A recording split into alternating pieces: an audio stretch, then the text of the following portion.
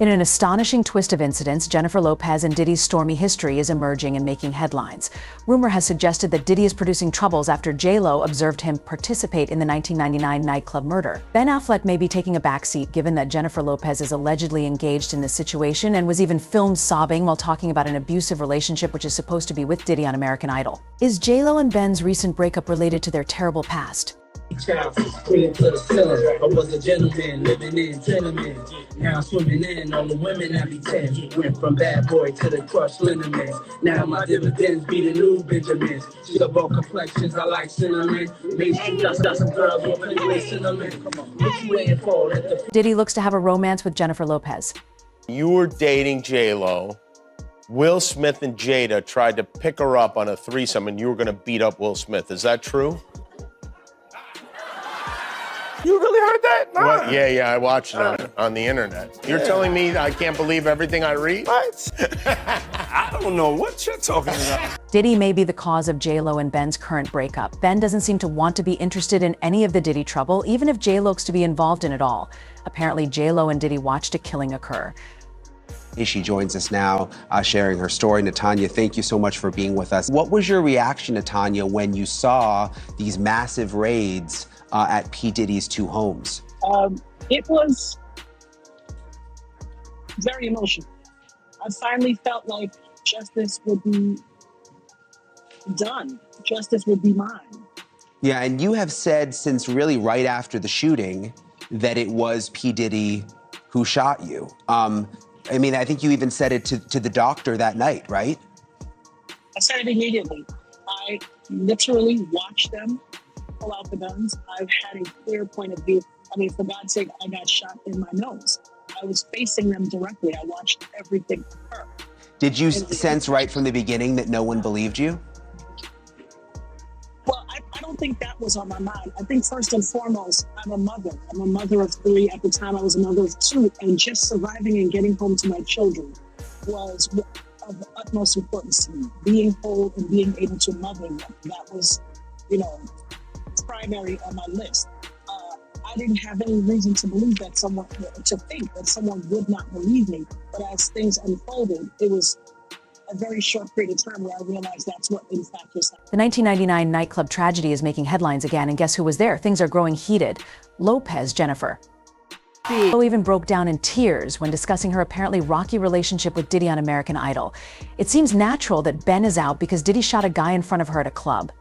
Any information that he could get about making it in the record game. But these easily gifted riches left Shine acting like a spoiled kid. And reportedly, he was known for calling up the bad boy offices, asking for more money, and complaining about the cars that he'd been. But none of that mattered because a week later, he wrecks the car. Nice one, Shine. So Diddy signed Shine, and reportedly, he was considered Biggie's replacement. In fact, maybe a little too similar to Biggie. Shine had a deep, raspy voice, which did sound a lot like Biggie's, but was kind of unusual for a guy that was so skinny and small. And quite frankly, if you go and listen to any of Shine's records, you are going to hear a dollar. Shine was being groomed to be the golden boy of Bad Boy Records and would make high-profile appearances on the albums and his friend Julius Jones, who supposedly were known to Shine at the time, but more about those guys later. Now, there's a lot of conflicting reports about what actually went down that night. Scar and his crew were reportedly upset by Diddy bumping into them and some champagne being spilled. This apparently was combined with general disrespect of Diddy just flossing on everybody in a mink coat and dripping with diamonds.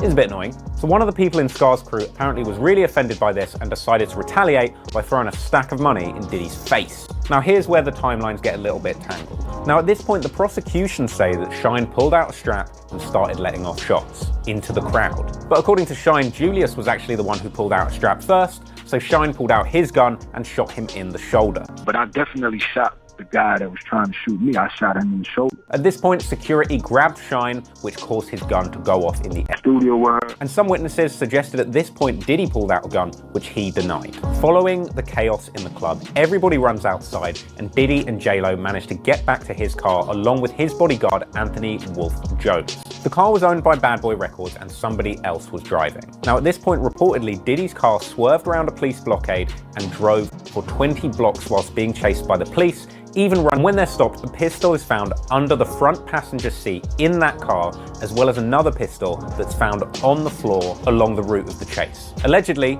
thrown from the car. Meanwhile, Shine is arrested at the scene with a gun. So everybody, including J-Lo, end up at the police precinct for the night. And reportedly at this point, Diddy tried to bribe his driver with $50,000 to take the rap for the gun on his behalf, also offering him a $40,000 diamond ring that J-Lo had given Diddy as collateral. It's not a good look. So that can't have been a good morning after, but it took an entire year for this whole thing to come together and actually go to trial. And a lot of crazy stuff went down during that time. Shine went from golden boy to steaming turd real quick. Shine claimed that Puffy stopped talking to him throughout this entire period and actually attempted to block the release of his debut album. But in the end, that album did end up coming out in September of 2000. When Shine's self-titled album dropped, it ended up coming in at number 5 on the Billboard chart and moving around 900,000 units. But things wouldn't be good for Shine for very long. And in January 2001, just before the trial was set to start, he was actually in a car crash whilst driving without a license, leaving the 2 people in the vehicle in hospital with serious injuries. But Shine seemed to have escaped unscathed. But to be fair to him, you've got to be a pretty good driver to keep a Benz 5 million on the road. But still, not a good look for Shine, and it was actually after this incident that Puff Daddy's lawyer, Benjamin Braffman, asked Judge Solomon, who was ruling over the case, to try Shine and Diddy completely separately, though this was denied. Also, whilst this was going on, J-Lo and Puffy's relationship was publicly on the rocks, and there was a lot of speculation as to whether she would be called to the stand. During this time, J-Lo famously went to the Grammys with Puff Daddy while wearing, and Natanya Rubin testifies that she saw Shine and Diddy both shooting guns in the club that night. And the doctor that examined her after the incident relayed to the court that she had said when she came into hospital that night that she had been shot in the face by Puff Daddy, which is unusual because usually women that get shot in the face by Puffy end up getting. So finally, over a year after the shooting took place, it's finally ready to go to court, and Diddy assembles an impressive legal team that looks like the Avengers of acquitted assholes. This was an all-star team which included legendary lawyer, dead wife maker Goa Awaya, and inventor of the Prince Albert, Johnny Cochran. And he was joined by Smith & Wesson handguns that had been reported stolen from Georgia. And on top of that, the prosecution called in a ballistics expert who suggested that if Puffy was standing exactly where witnesses had claimed he was standing at the time of the shootout, the bullet in the ceiling would have come from a gun that he was holding. One of the biggest bombshells came from Puffy's driver, Wardell Fenderson, who said that when he dropped Puffy off at the club in the SUV, he saw Puffy in the back holding a black cat. Now this is very interesting because if you go back to that initial press conference, he says that Puffy didn't even arrive in his own car, but he arrived in a different vehicle, trying to make the case that if he didn't arrive in the car that the gun was in, then it couldn't have possibly been his. But if he left in a different car to the one that he arrived in, and the gun was in that vehicle, then surely it's more likely that he was carrying that gun around with him, regardless of. The contentious aspect of the encounter functioned as the drive, although Diddy was apparently involved. As it turns, he was simply Diddy's V person at the nightclub incident in 1999. Christina Caramo, KK, as she's referred to sometimes in this, she required all employees from the butler to the chef, the housekeepers, to walk around with a pouch filled with cocaine, ecstasy, marijuana, gummies. Basically, Diddy could ask any of these people at any time, yeah, I'll have some drugs now, please. And they would hand it over. Some people just have too much money. Like, that is mental, innit? And that really paints quite a, childlike state of mind that P. Diddy is in, where, everyone at all times needs to have, his sweets on them at any one point. It's mental, that. And what I will say is, the more you read into this, there's such specific details in it that you just think, why would you lie about it? Whether or not this is all true is one thing, but there's a lot of truth in this, it's obvious. And apparently Mr. Jones himself was forced to carry around one of these pouches full of the drugs as well. Now, with Rodney Jones being a record producer himself, he obviously idolized other guys in music, including Stevie J, who worked with P. Diddy. Now, P. Diddy knew that Jones idolized this Stevie J character, so he used that as a way of trying to coerce him into homosexual acts with P. Diddy. So he apparently showed him a video of Stevie J having sex with another man as a way of going, see, we're all doing it. You're the odd one out here. Get yourself in there. What's wrong with you? You know, we're all fucking having a good time here. You don't want to join in. It was a way to further encourage Mr. Jones to have homosexual sex with him. And it gets worse, he warned. In addition to acquiring drugs, Diddy has been pressuring folks into having intercourse with him. What everybody said, whole thing about it, P. Diddy, P. whatever, you gotta really, everybody keep it. I know I probably sound like I'm repeating myself, but I really feel this way. We need to leave Puffy alone. Anytime a guy goes on national TV, express how much he loves this woman, how much he needs this woman, how much he missed this woman, and then just do everything he can for this woman, and she turns around and drops you for a dancer. What does that tell you? What does that let you tell you the two things? Either he wasn't, maybe he wasn't, delivering coming from the hip with it. Yeah. Or right. Or maybe she just wanted somebody she can just slap around. I thought. Wow, that this she is can bitch slap every now and then. But then again, is that embarrassing to? Then again, I looked at it again. I got start getting mixed feelings. I said, wait a minute, but Puffy a dancer too. So she probably said, wait a minute, what's the difference between having a dancer with a little money and a dancer with no money? She still have a dancer. Right. So pretty soon, I think J-Lo finna graduate from the dancers and get some. So when you were in prison and you'd see that J-Lo broke up with P. Diddy, you would laugh at that. That's, in other words, it's very disrespectful. It's very disrespectful. Made him look bad? Made him look like a bitch. Right. If he go around, he promoted her, he helped her, he took us to a certain level, he gave her that ghetto credibility, and he was like telling her, he believed in her, he told her she can do it. And from the rings, from the chains, and all those type of things, and they say she snitched on him, but I like J-Lo. I think J-Lo very, very good people. I think she got a nice look about herself. Yeah. If she went... Said Diddy texted, does he still try to holler? He has to, because it's Puff. No. No? That was an awkward no. All right. No, she said no. Has Diddy ruined it for like black guys or just hip hop guys? Like, after him, he's like, I'm not dating no more black hip hop guys ever again. You know what? I'm a little bit off musicians. I'm not gonna lie. Okay. Once and for all, clear it up for us. Is J-Lo's ass the best in the business? Definitely the best in the business. And did she have to leave you because you cheated on her? That's what we heard. You cheated. Yeah, I mean, I did. That's what you told her anyway, right? No, I didn't cheat. Let me tell you something about J-Lo. Yeah. You believe how much attention this relationship of hers is getting? It's ridiculous. With Ben Affleck. And you know what's sad? It's going to end in a divorce just like the other two marriages. You know it and I know it.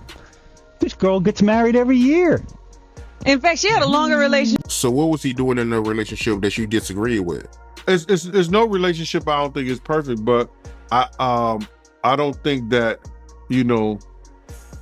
like when just for instance, we would come back to the studio and it'd be a bunch of girls in the studio. And he would try to convince her that because he's a superstar, he has to have a lot of girls around like that for his image. But Ms. Lopez been around the block a few times. She been on major networks, stars, dealt with individuals and shit like that. So, what I didn't like is that they used to tag team her on discussion about these girls and stuff that used to be around. They used to be disrespectful. And one of the young ladies was overheard saying that she ain't all that. So then Jennifer was about to go at her. So Puff told me to take her home. So I took her home on this particular night, and she got the jeans on, put her hair back in a little ponytail, the little bun thing, had the jean jacket on. She might have Vaseline on her ears or whatever like that, sneakers. And she came back to the studio. And Puff had got them girls out of there. You understand? But she act like that she was ready to do something. A lot of investigators following us, I knew they were private eyes. Because I worked for a private eye company at that time also. That was a lead investigation on 29th Street between 10th and 11th Avenue. It was on 29th Street, elite investigation. So a lot of the private eyes, different private eye companies, you work with them on different other clients. One time we had Sharon Stone. So I knew a lot of the guys, and I saw a couple of guys who worked a couple of jobs with me before watching us. So I know a couple of guys that were watching us. So I was trying to tell Paul, we got PIs following us. You know what I'm saying? So it was only certain reason if they was following us, if they was PIs, somebody was trying to find out something on us. And they'll usually be following us Not when we're going to a big party and stuff like that. They'll just be following me and Puff on our days that we were out and about and we were going certain places.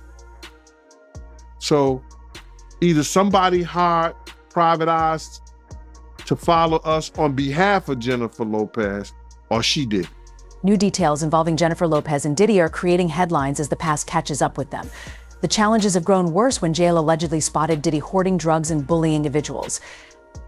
The turmoil is growing even higher with Ben Affleck's potential exit from this combustible position.